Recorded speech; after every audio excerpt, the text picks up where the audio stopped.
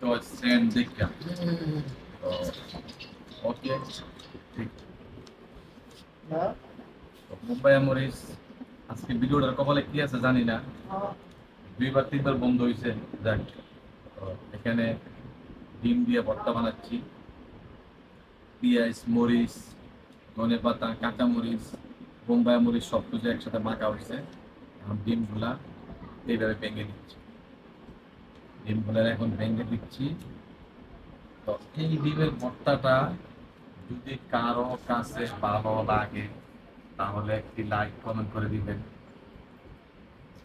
আর যে সমস্ত ফেসবুকের ভাইয়েরা আছেন তারা তো ইচ্ছা করলে আপনারা বড় বড় ইউজার আমাদের লাইক কমেন্ট করতে পারেন, করবেন, ওরা ভিডিও আমাদের দেখবেন না।